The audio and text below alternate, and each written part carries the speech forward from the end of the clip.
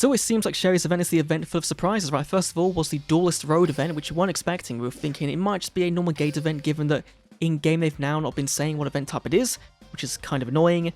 But this event is, of course, good for getting the card lottery, for farming to get gold and gems and these random cards, right?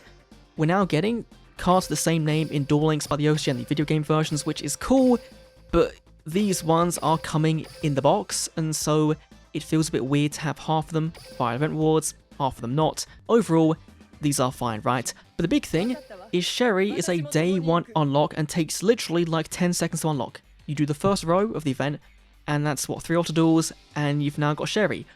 Which is a bit of a red flag, because does that mean Sherry is a really bad character? To start with, there's not many cards she could bring anyway, and we've seen from the box that all of her cards are in it, so I'm going to go on a limb and say that, yeah, this probably won't be the most positive character review video you've seen from me. But before that, we have a brand new feature in the game, which when I saw this, I wasn't filled with excitement, it was more filled with dread and PTSD. This is the brand new Scene album, which lets you go through events from Duel Links' past, right? And you can go through the Duel World events, and like see all of the ones when you do it unlock stage completed. You've got a bunch of different events as well for different worlds. Others, right? The Tristan event is in here as well, which is really interesting, right? And the reason why I was kind of filled with PTSD is because if you play Cross Duel, you'll know this feature came around when End of Service was announced. Now, do I think that'll be the same happening here with Duel Links? No, not at all. But it's taken literally 7 years to get this feature, which it feels really weird. And you can also unlock ones you haven't seen yet with gold. And so I kind of thought that maybe they would give us the accessories from these events obtainable with gold or even with gems. I think that'd be a good way of going about it, but they haven't, but maybe they will do down the line. But let's go into Sherry first of all. We'll go to her skills first, but I think that is the highlight, honestly. We've got the Revolution is Nigh, which is the default skill.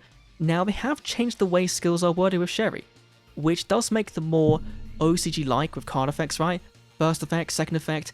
This makes them way more readable, you know? That is a fantastic change. So of course, it gives you a Chevalier de Fleur in your extra deck. This is a rare, this doesn't matter, it's a star deck as well, which is cool.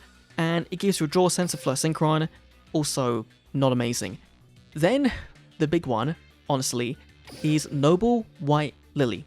Once per duel, if your opponent's got a monster in the field, and if you've got Chevalier de Fleur, add 1 Baron de Fleur to your extra deck. This, if you see this on ladder, is going to be a bit scary, but they can't really do it turn 1, and so you've got plenty of chances to build up a board. They can end on a Chevalier de Fleur if they want to, which is a Spell Trap Negate, which is plenty fine to play around. So this won't be as scary as it could be, but I think Kanar might look at this and go, you know what? The skill did nothing, so down the line, we can bring a bundle deal with Baron in, and people will be excited about that. And they would be, but also, it'd be kind of scary for the game. So we'll have to wait and see, right? Then we've got Graceful Blade, which is her consistency skill to bring out the Centaur Mina. And it is interesting, they do mention the same card names. Now, in Duel Links, the way these work is that you can only play 3 copies between these two in your deck, but if these cards said you can only activate this effect once per turn, then you'd be able to activate both of them once per turn. Because they're technically different cards, but the same name. It's a weird coding thing, but this just makes you get into a Centaur Mina, which is all she's kind of good for, I guess. Then, Card of Origin Zone. This is completely useless. We already talked about this one in the leaks. This one is awful. Their Spellcaster's Exchange, the brand new skill, is available to farm as well, which does seem designed to get your Sage de Fleur from the box into your hand as quickly as possible, which I think is fine. There's a default Synchron skill. Cool. Gains tag points. Why not? We've got Draw Sense Tuner. That's also new. Draw Sense High Level, Draw Sense Light, Holy Guard, Level Tuning, Life Point Boost Alpha, and Master Fusion. So, overall skill-wise, not that great. I really think this will be the most impactful skill just because people want to see this card being played on ladder. And so, someone's going to try and make it work. And they might do right. They might be able to summon a body to your opponent's board and then summon this out turn 1.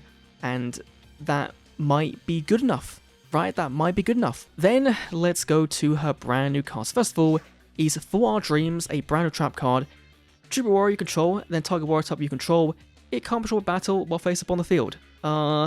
Yeah, that's just not very good. It is a video game card, I believe, so it does make sense for her to bring it, but this just isn't all that amazing, right? Then we've got the Chain Clothes, I believe is available via Mission Circuit and also via a Ranked Reward ticket, I think, which, given that it's not seen playing at all, means it's not very good. Then we've got Soul Binding Gate, which I believe is in Duel Links already. It might not be, but this is a field spell that works with the Z1 card that also has a skill for it, and this is really, really awful, right? You've got to have no monsters, set back who controls can be destroyed this turn, and it deals really tiny burn damage when a zone is in your graveyard and a monster is summoned. Like, it just, yeah, it's just not very good, right? Then we've got Imitation, which I believe was available via a event previously, right? It's a like a dual quest card already. So reprints, not great. Then we've got a brand new trap card, Fleur Diverted Edge, which is when a monster is special summoned to your opponent's field and the face of field spell cards on the field, target one of them, banish it.